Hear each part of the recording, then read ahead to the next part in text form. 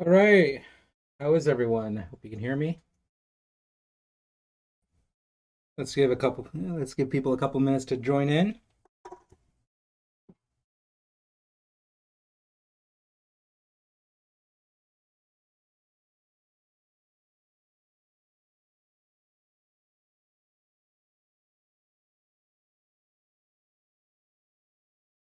So, who was feeling a little FOMO today? I know I was.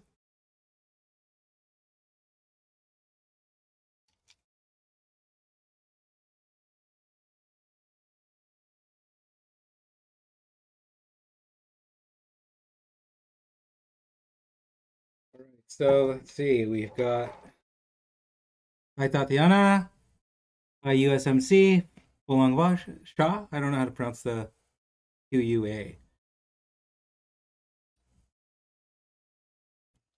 Hello, dad and daughter recipes.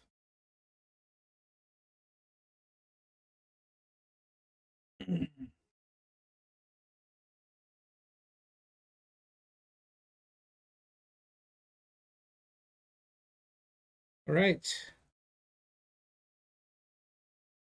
Hi Jean. Hi Neil.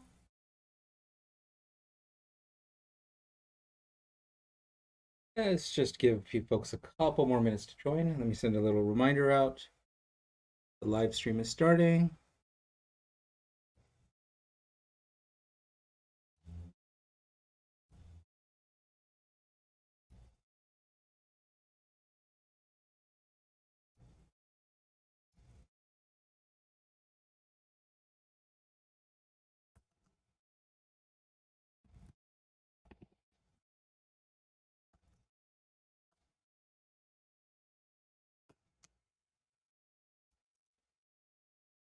Okay.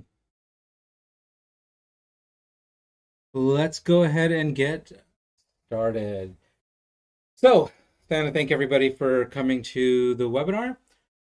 Today's main topic is around FOMO. So, who's got FOMO, and then how do we make it work for us?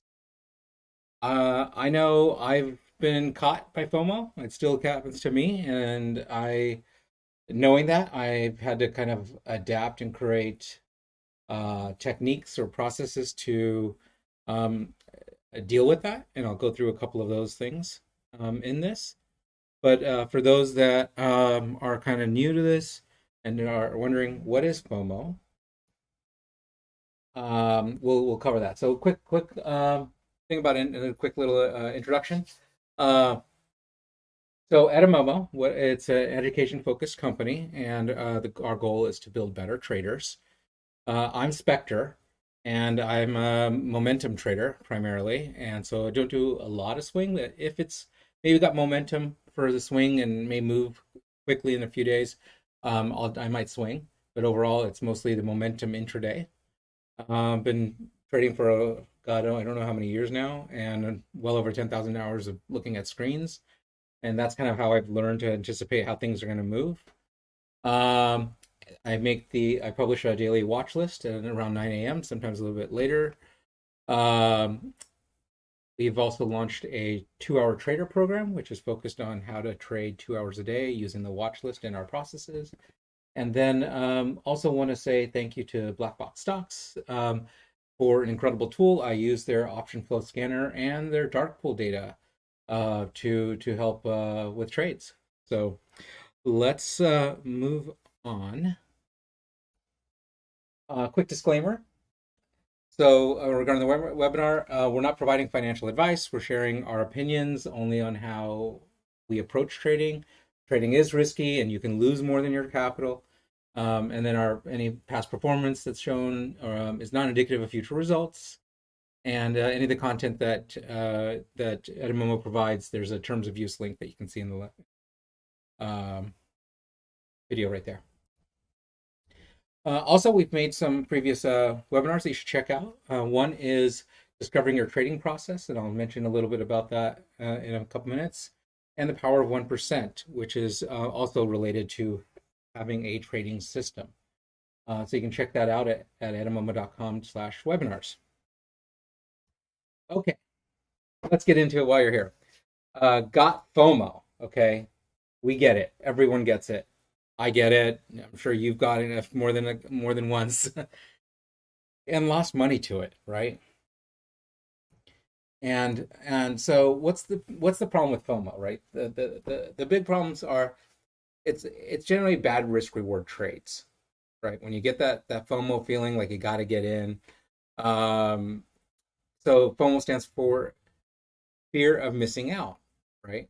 Fear of missing out on that trade or making money on this trade. And then you have emotions that are in control of the trade versus you in control of the trade.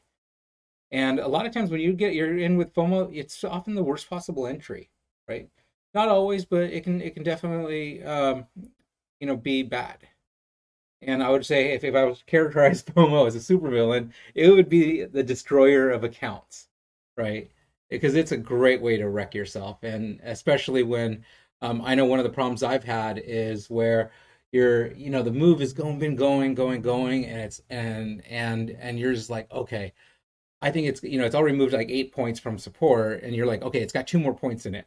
I can scalp for that 2 points, and you're like super confident you're going to get those extra 2 points, and so you load up and for with some size, thinking, hey, I'm gonna eke out that real quick little scalp, some size for 1 point, high confidence, it's going to go, it's keep going, and it drops 2-3 points, and you get smacked, and then you also took a whole lot of size. So who's had that problem? I'm looking at the live chat, and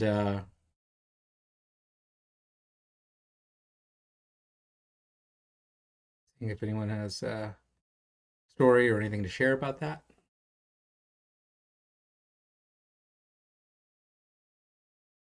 Nope. Okay.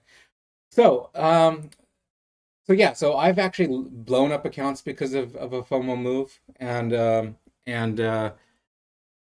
with where you're just like too much size and you're just trying to eke out that little bit, and you get that confidence and it's going to do it, and then it slams and puts you in a bad spot. So and then the other problem with FOMO that's not here, but when you have that bad trade, um, it could, and a big loss, it could start a chain reaction of multiple days of losses, all because you're trying to get that little bit extra out of that FOMO trade because you had to make money on this trade. So for whatever reason, it gets into that.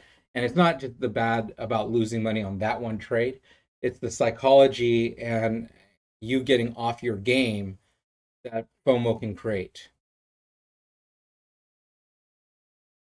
And that's what actually ends up creating the destruction. It's not just the first trade; it's the disaster afterwards. So okay, let's go through some examples of FOMO, right? And so BIDU, this is a chart of BIDU yesterday. And so in 15 minutes, by the time 10 o'clock rolls around, so it's just a half an hour into the market, and this thing is looking strong. And my target on this was 190 to 200, right? So if you've seen how like my targets play out here at 190, 180, you might be going, hey, it's going to 190. Spectre said, what's going to 190, 200. And so I got to go. I got to get in, and because I don't want to miss out on that. That's a FOMO move, right? You've got a quick move, right? This thing just moved 11, 12 points in 30 minutes, right? And you get a shove up here. So that if you're buying right here because it cost the 180, that's a FOMO buy. I mean, look at the retracement down here. That was 5 points ago, right? So it's reasonable to expect that there's going to be a pullback before it starts its next leg up. And so that's one of the things that you really got to get a handle on, right? And then you have, the other situation is you can get the pullback and you're like, okay, hey, it's going, it's this. You got to really watch for these double tops. And what you want is after a big move, you want to make sure ideally you want to pull back into VWAP for a bigger picture move trade. And so this would be a FOMO entry, and this would be something where you planned on an entry for a support, and you could do a risk reward there. But if you take a look, what happens to a contract here, and this is how you can get wrecked, right? So you're here and you're going, hey, this is crossing, it's 450, 475. I think it's going to keep going another 10 points. And so you slam and buy market, and you end up buying 10 contracts at $5 because you're like, hey, this is going to go to 6, and you're not thinking about that. Hey, if this exhausts and slams, it can come down, right? And so you might get in at 5, and it slams down to 350, and you're like, okay, now you're automatically down $1,400 in like 15 minutes, right?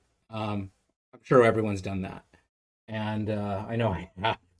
And it's because you're just not having a plan. You don't want to miss out, and you just kind of get that. So when that happens, you got to watch out. If it pulls right here, you might get a save, an opportunity, so to get out around $5. So if this ever happens to you, where you get FOMO, you FOMO yourself, you can plan for the pull, maybe add, and then as soon as it gets back, start sizing out, because and especially if it gets to 5, um, and starts coming back down, and futzing with it, because it wasn't really a planned trade, right? You want to. It's really we're at a resistance line from my watch list, and it's consolidating. You want the consolidation to happen above the 180, right? Because if it's happening right here, you can maybe take some, but that that entry would be right here, right around 350, 380, not here at 5. You're buying at the consolidation. Another trick that you guys are going to see about FOMO buying is that's where you want to, if you were long anywhere here and you see this big rip, and you're in at like $1 or $2, 250, and it gets to 5, you take your gains. Okay, that's real. That's like a half an hour, huge gains. You lock them in. There's a good chance it's going to yank, and you'll start seeing the price action as you pay attention to the buying and selling. And you want to be a seller there. You don't want to wait for it to fail. You want to, at least for me, I try to sell into the strength. I try to sell in. I try to sell to the FOMO buyers, and that's where you guys want to get to. So this is an example of where you end up getting caught, and you just don't want to. So another example of FOMO buying is this push right here. In Apple, we had this. There was some one into this push right here. There was, I believe, some 128, 129 call buying that was also happening. And we're testing this watch list level, right? We haven't, you haven't based. See, this is called basing. This is basing over the watch list level. So that's constructive. But if you're buying right at the open and it's running and thinking it's right here, it's a lot for Apple to move 3 points really quickly, and plus the gap up. So you want to expect that there's going to be some sort of pullback, right? And so you don't want to do a FOMO buy here. Okay, so when you see it hitting up into a watch list level and you want to join, you just be patient. Um, and and so that's another example of FOMO. And again, what happened to the contract? If you FOMO bought this at $2, you're sweating bullets when it came down here at $1, even though you're thinking, hey, this is gonna work, right? And it eventually did, but you don't want to go through that suffering, right? So just use the watch list levels to help you avoid some of these FOMO buys. Okay, another one is this Airbnb. This was crazy from today. We had some strange 160 call buying that started, and the IV just yanked. Somebody just bought like 500,000 contracts of the 160 calls in January, and it was just sitting right here. And the contract hasn't moved. But look at this. Oh, this is the wrong this is not the right chart for this. So sorry about that. Let me see if I can um, bring that up. Okay. So this is, let's do this on ABNB today. And the FOMO situation on this one was I think it was the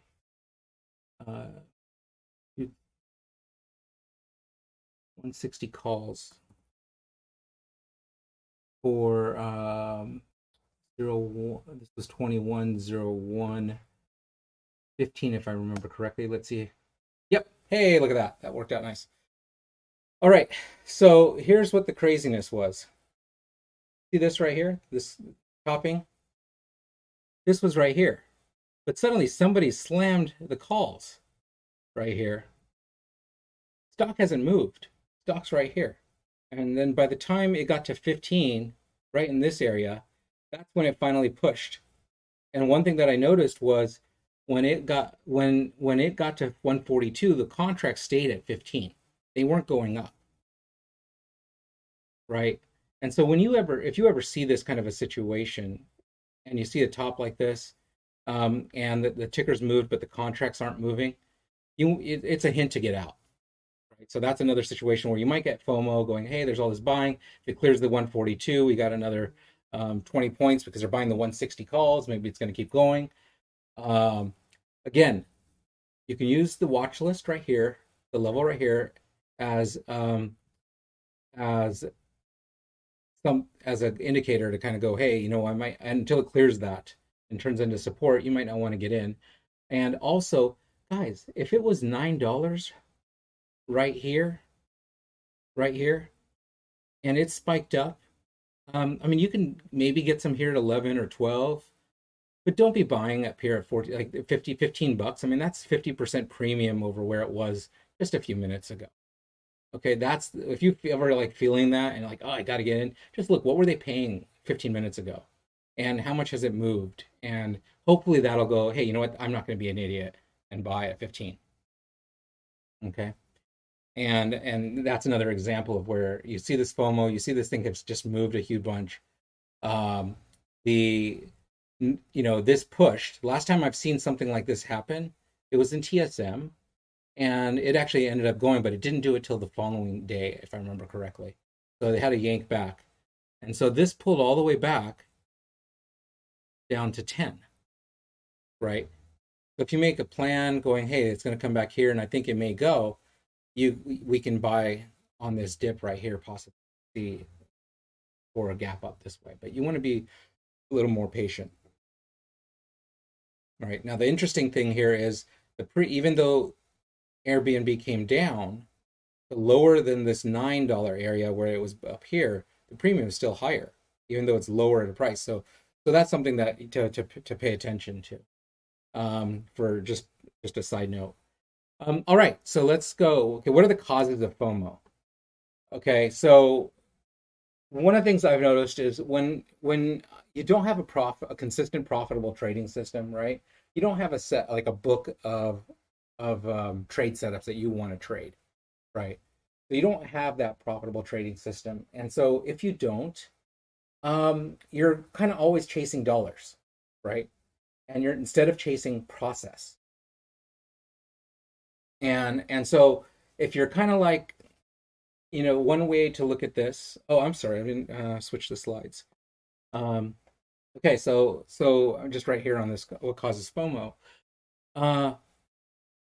It's because one part is that you may not have a profitable trading system, right? Because if you have a profitable trading system, you know that, hey, look, if this sets up, this moves this way, and this is I can define the risk reward, and this is what I'm likely to pay out, and it just kind of works for you. It takes away the need for FOMO. Okay, it's just maybe you missed the trades in the morning. That's another reason, right? And you have a system, but if you miss the execution, and now you're kind of feeling like left out, that can also create some FOMO, right? And that's part of mental fatigue in my mind. But the other situation is that, hey, you don't know when, like you don't necessarily feel like, hey, I don't know when I'm joining a trend and when I'm chasing, right? And let's take a look at those charts again. So how do you know between when you're looking right here that whether this right here, this entry is a chase, or if it's joining trend, right? And part of that is, looking at this after the high a day breakout, right? So you're waiting for high a day, or you're looking for a good risk reward trade. So you're waiting on a dip for a buy, and then you can add one on a break, right? So you're going, you know what? I think there's trend for this. The watch list level is here.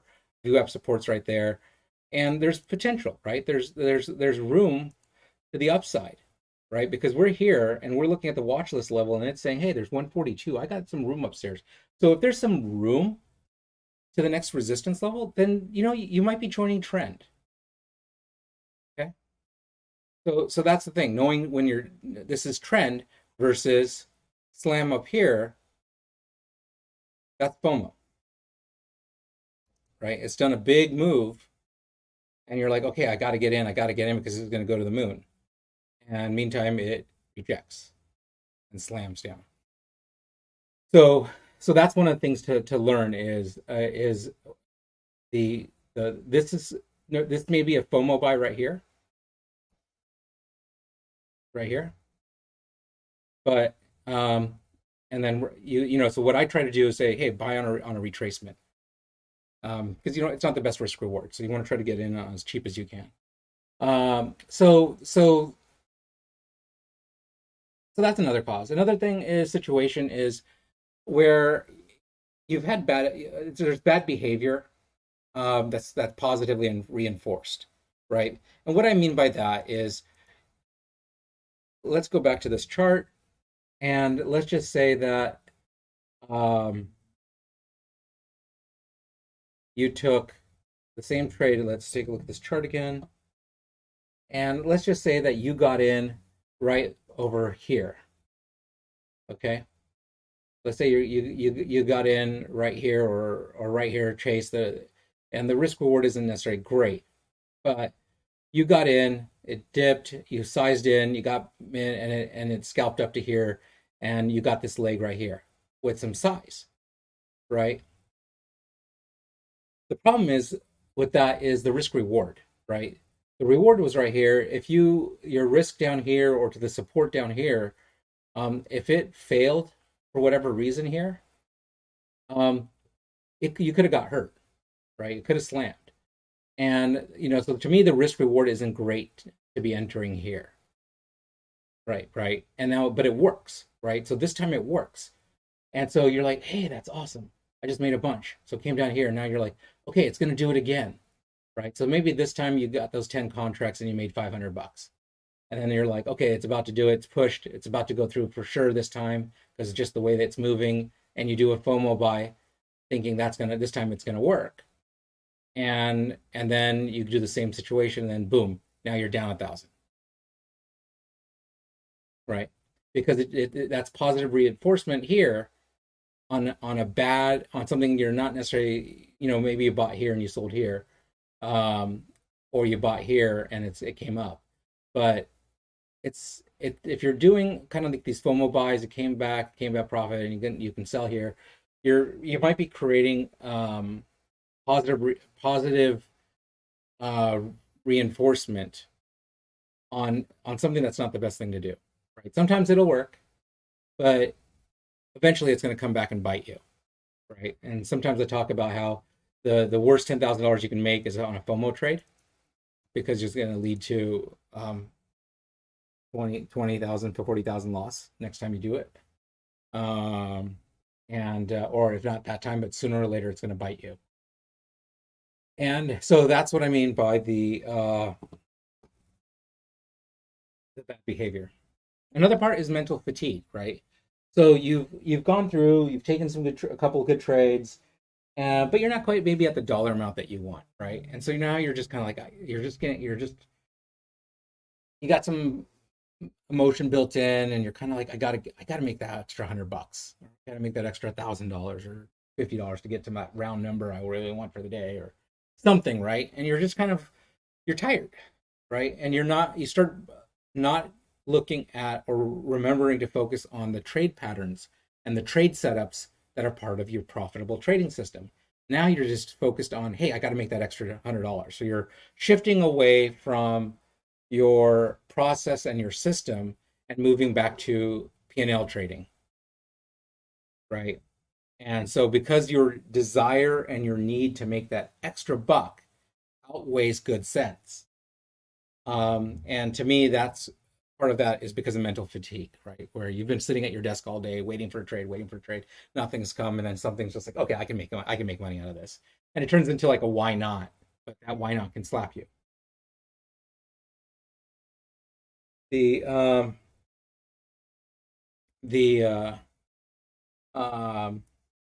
So, and then another part of this is not embracing good enough, right? So I don't know how many people I've seen where you've got to the day, you made say 2 grand or 3 grand. Your goal is a grand for the day, but you're like, hey, I'm on fire today. I made 3 grand. I'm gonna make four. But then you lose two. You lose 1,000, and you go back to 2 grand, and you're like, well, I got to make that $1,000 back, right? And well, so you're not embracing good enough, right? If you've got your system, and your system says, hey, I can make $1,000 a day regularly. The um, One second.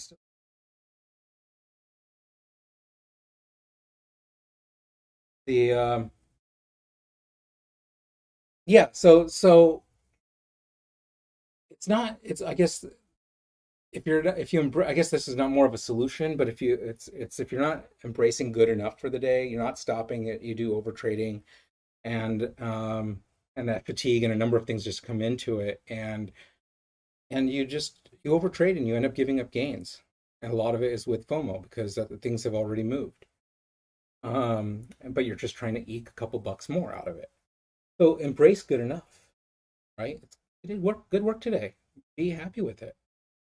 Then another situation is part of FOMO is that where you're kind of making it okay. I guess what I'm trying to get here with is you're treating the morning gains you've got as disposable income, right? So what happens there is, hey, look, my goal is to make $1,000. The same scenario. I've got 3 days for the day. You know, it's good, right? And then you're creating an excuse, right? I can go make another $500. And I can risk this profit, right? So you're making it okay to take a FOMO trade because of the profits right? But each trade should be traded independently. So don't make it okay to get into a FOMO trade.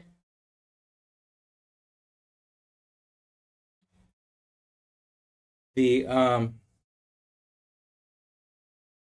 Yeah, so I guess there's okay. John is asking about the other FOMO, and that's the exiting trades too early, and that's basically a function of your fear of missing the existing profits you have, and so you get out early. Okay, and that's fear, right? That's fear of losing the profits you have and not sticking to your trade plan. Um, Now that's a bit different, right? That's fear of missing profit, or fear of keeping your profit. So we'll save that for another day.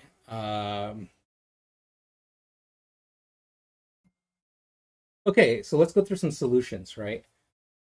So the the focus on trading only your defined setups, and just say everything else is off limits, right? So that's one solution, right? So this comes back down to your trading process and your trading system, and saying, hey, these are the only trade setups, only kinds of trades I will take, right? Here's where my entries will be. Here's where I'm going to define my exit, and here's how I'm going to do my risk, and just say, hey, this is all I'm going to trade. And the folks that kind of do that, they tend to do much better and don't get caught in that FOMO. Also, start making a habit of using FOMO to your advantage, right? So start planning that FOMO behavior. So what I like to do is I like to be the dick who's selling to FOMO buyers, right? Like I go, hey, this is where I think they might buy or sell. So I start selling off, right? It may keep going, but I start taking profit into strength, right? So when you start building that process of planning to sell into FOMO into your trading, you're kind of like starting to, how do I say this? You're starting to be much more conscious of FOMO, right? Because now instead of being the buyer of FOMO, you're kind of like, hey, that's exactly where I should be selling, right? I can rebuy on a dip. So that's one big thing. Also, learning to join the trend, right? And part of that is knowing where can a ticker go, right? Part of why I developed the watch list for myself is because I needed an idea of where things can go, right? And I've been blessed with being able to define targets, uh, sometimes okay, pretty okay. And so the learning to join the trend where there's a good risk reward is key. So learning to do that. Um, and then again, that's what I was just talking about. Learn to only enter trades after defining risk reward. So what I mean by that is you don't just ad hoc, hey, this is going to go, let me get in.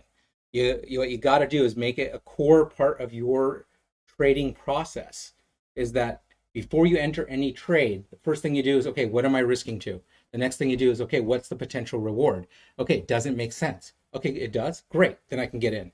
But if you can't define the risk, don't be getting into the trade, right? Because that risk, or being able to see, hey, that risk, oh, if this fails, it can yank all the way down to here and it can do it quick, should keep a healthy amount of fear in place, to not be fear of missing out, but fear of getting hurt. And that should hopefully put a check in place on your FOMO. And then what I talked about and showed earlier in a couple of examples, use the watch list levels as a guide and a warning. That's saying, hey, you know what? It may sell some here. You can always rebuy. You can always get back in, right? But you should, but let it prove that it's time to get back in, not just, okay, I got to get in because it's going to go. And then also another solution for this, and this is to help with the mental fatigue, is take some mini breaks, right? You don't have to stay at the desk all day and looking at charts. Take a break, meditate, go for a walk, you recharge your mind. Definitely don't trade during lunch, right? You can avoid that if you can. And then also, finally, if you're doing well, brace. I got what I got today. Let's do it again tomorrow. You don't need to overtrade, right? You don't need to force yourself, I got to make money today. What you got to focus on is, I need to only trade my trade setups. And these are the ones that are paying me consistently, right? And when you become happy with that and content with, hey, when things go into my setup, I know I'm going to make money or have a high probability of making money, and you're content with that, it should change your need to get into a FOMO trade. Okay. A lot of times for my FOMO trade, it's not even about the money. It's just because I'm bored. That's another thing, right? Like, you made your nut for the day. And so what I do, that's another solution. I have it on the list here, but one technique also is, when you normally do 10 contracts, or say 50 contracts or whatever it is, do one, and then risk $50, or I don't know what your size account is, but I'm normally risking, say, $500 or $1,000 on a trade. I'll sometimes jump in just because I got that itch, that FOMO, and I know I'm going to lose it, but I'll hop in, buy one contract, risk $50, lose the $50, and that alleviates the pressure for me to take another trade. Sometimes I just got to do that because I'm bored, and I try to avoid that, but it's at least helps release some of the pressure I'm creating for myself to get into a trade. So that's another little technique. Okay, so what I do want to do is give another example of making FOMO work for you. Okay, so there's something where you notice concept of max FOMO. Okay, so this is a technique I use, and there's a couple different ways to monitor for max FOMO. One is yourself, right? When you feel like the let's actually look at one of the tickers here. I can use Airbnb again. When you're feeling like the absolute maximum, I got to get in. Like, there's buying this up. This contract has just ran to the moon from $9 to $15, and you're just like, man, this is gonna keep going. It's gonna go to $20, and I gotta get in. As soon as you feel that maximum, like it's like it goes against all common sense for you to get into the trade. As soon as you feel that, start planning the reversal of the trade. Okay. Another thing is, if you're long from earlier, like you got in, say here, and you're feeling it big here, you get out. Use that FOMO feeling to help you exit your trades, especially if you've been in for a long time and you rode it. So maybe you got in the morning on this, and you're just kind of like, maybe you got in at 5 and you're just not sure where to sell. And if you're just feeling the max FOMO, that you want to buy and add more a whole bunch, um, and you just feel that, that's a good time to get out. Okay. And it's a great time to start planning the entries for a reversal, right? You can see how this came down. And that's using that max FOMO feeling. Now, another way I notice or monitor for FOMO is there are some people who just can't help, and this is horrible, okay? But it's a technique, right? So I want to be fair about this and make you aware of this. But there's some people you might know that just can't help but buy FOMO, right? And they announce it, hey, I'm buying this, it's going to the moon.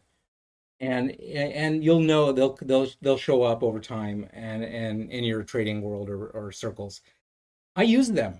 Like when I hear that person buy, I'm getting out, right? And it's just because they can't control themselves. And it's just another signal. I might not sell everything, but I'm going to start selling something, right? So that's something else to be aware of. I know it's horrible, but it's part of trading, and just recognizing patterns to help you execute better. Let's see, what else can we go over here? So that's the big thing on FOMO that I wanted to go over is just don't be buying into these spikes. Be a seller into the spikes. Be a buyer into the panics. So like this, right? When the people comes here and it sells and it yanks, and people panic sell, I'm the asshole here buying, joining this trend.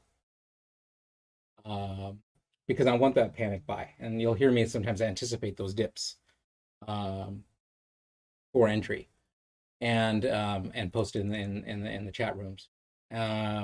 That when it's going here, I'm already planning my buys here. And that takes some time and some experience to kind of get good at it, but you want to build that technique and build that experience how to do that. Hi, young bull, how are you?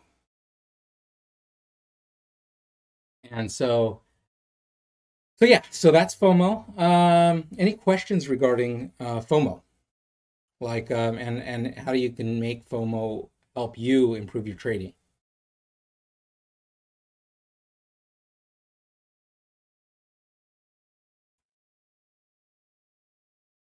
So that let's go ahead and open this up into the Q&A.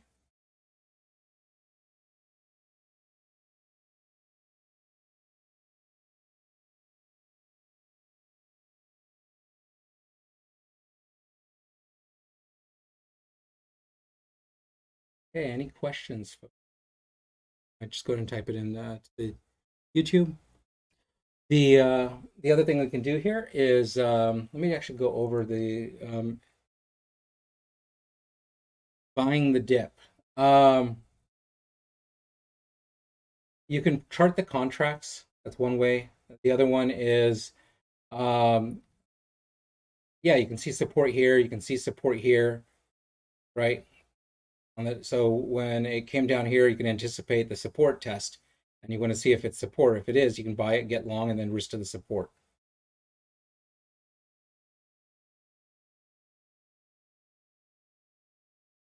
Okay, so again, hey Zach, this comes back down to using the watch list levels, right? I'm anticipating the dip because look, what's my risk here? I've got $1 of risk, maybe $2. I've got $10 of upside. It's an okay risk reward.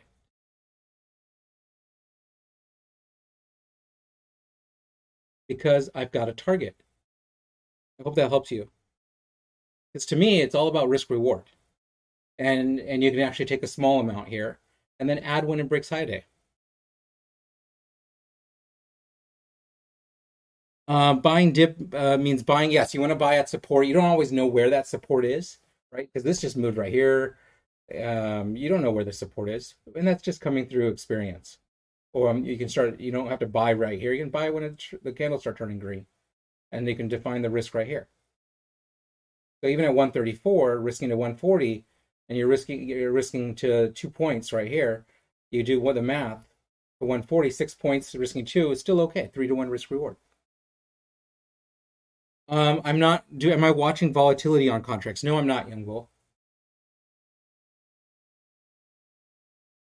Haven't needed to generally. So okay, so that was this one. Let's take a look at another one. Look at Roku this afternoon. Okay, this spike right here. You don't necessarily want to be buying here at 240. That's another FOMO situation, right? Sure, it might keep going, but it's just a bad risk reward. What if this is bullshit news or whatever, and it's just a spike and then it yanks back? You don't want to be the buyer on the highs. So Sunil, how do I know that target for the 140, or actually in the watch list level? It's on the watch list. Okay. And so let's look at a watch list example. Let's see. Let's use Apple. What was it? Apple today? Um, yeah. So here's a watch list example. Okay.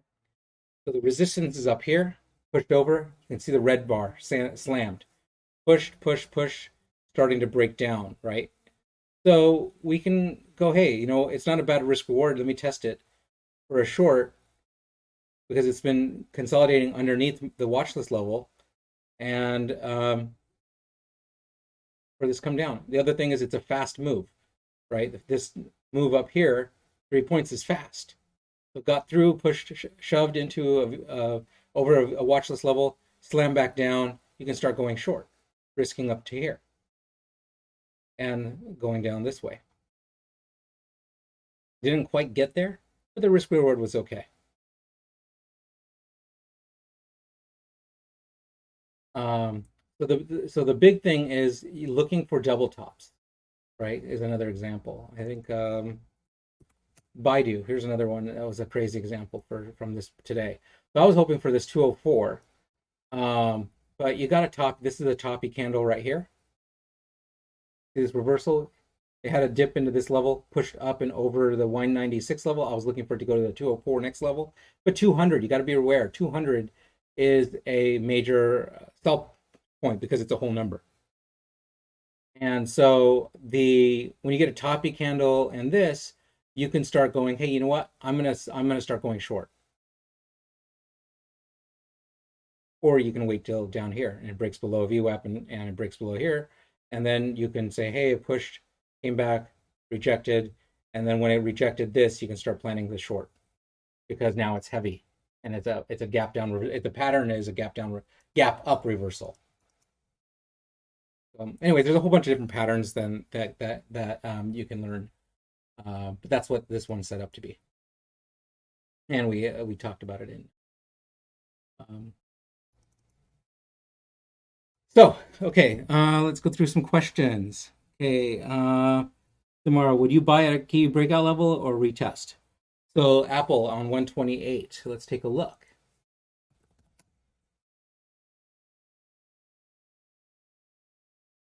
Okay, so for me, Apple, I'd want to see. For me, this was the sell spot, right? And resistance came back. This is a buy. I would, because I know how Apple moves. I'm not comfortable necessarily like getting long on Apple, like especially like late in the day. If, for example, it pushed up and came down just to the 128 and started moving higher and didn't do this dip right here, I might consider it. But I want it to show strong momentum, and that means pushing over a watch list level, testing the watch list level, and keep going, not dipping underneath. The watch list level is based on my experience, so I don't really have a code that generates the levels for me. I go through and actually analyze the charts manually and figure out what I think the levels are going to be. That's for Young Bull. Okay, let's see. Next question. What's your chart setup look like? Do you use multiple monitors? What platform do you use? Yes, there's a video I think that shows my setup. This is basically my setup that you're seeing right now. It's not much. My watch list levels and VWAP. And then this is usually my daily also, but I use it for contracts as well. And so that's why you see the 200 and the 50 moving average. But this always keeps bringing it in on the theoretical, um, and I don't want that. But for daily, I use the 200 and the 50. Um, but for data intraday trading, I don't pay attention to the 50 and 200. Okay. How did I know the target? That's again, that's just been doing this for a long time, and just like I, it was funny. I was actually asking myself, how did I come up with that 142 on ABNB, right? Like that this watch list level. I went back and to figure that out, and I just couldn't find how I found that. But it worked. So yeah, it's just one of the things. I get into a mode when I start doing the watch list that I start getting into the charts, looking at the levels where they've been buying and selling, and just figuring it out. And then a big part of it about the levels is I I you guys are gonna laugh, but it's kind of like I anticipate where will big money buy and sell, right? And that's not. It's just experience for that. It's like if I had $100 million, where would I sell? Um, okay, so Benjamin, I hope I answered your question about the reversal entry. Let me know if I haven't. USMC, when you set up the watches, how far back and what time frame do you pull? So I use multiple time frames, but I use the say 3 minute, 5 days. I use the hourly going back 20 days, and then I use the daily going back 5 years.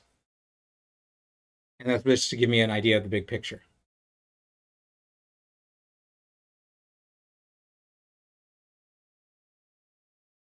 Okay, so let's go over Square and we'll call it a day about the FOMO. The intent of this was not to do chart analysis, but to go over help with FOMO. Like, so if you guys have questions about you're struggling with FOMO, please ask questions. On what I want you guys to do is have techniques um, for dealing with that. Yeah, so Square, they're all heading into all-time highs, and so I'm just expecting more upside. As long as Bitcoin, this is what I've been saying for the last couple of months, or maybe last month, when this whole new move started, was when Bitcoin started moving up. Is that when Bitcoin crosses 20K, look for Square and PayPal to start its next rally. Okay, that's it for going over charts. Want to thank everybody for coming to the webinar. I hope it was helpful. Um, Feel free to message me or DM me if you're struggling with FOMO. It's definitely an account killer, um, and part of it, the biggest thing I can think of is you got to learn to define your trade setups. You got to learn to define the trade patterns you're going to trade, and make it a process that you trade regularly, and make profit on regularly. Because once you start having your trading system, that's going to help alleviate the FOMO. But if you keep not having a trading system and you're just chasing whatever trade you want, you're gonna have FOMO because you just don't have a plan. Okay, so it's really that you gotta build your process. You gotta build your trading system, and you gotta know the trade patterns that regularly pay you. Because then if you have that, you're just gonna go, hey, look, okay, I know I'm missing this trade. Like you'll hear me a bunch of times, I missed this trade. It's gone without me, and that's okay because I know that when I have things set up into my patterns, I'm probably going to make money or I'm going to lose a little bit. But it's okay because when it's part of my process that to lose. It's okay, but I want to lose small, right? And then when it works, I get paid big. So that's my style and process. So if you want to join the 2 Hour Trader program, you can request an invitation at the link. There is a 16-week course coming, and I'll be putting out a syllabus for that list, and how the training will happen over 16 weeks. And thank you again, guys, for coming and joining. I really really want to hope you guys have good trading success. And if you ever need help building your, working with your trades and help trading better, reach out.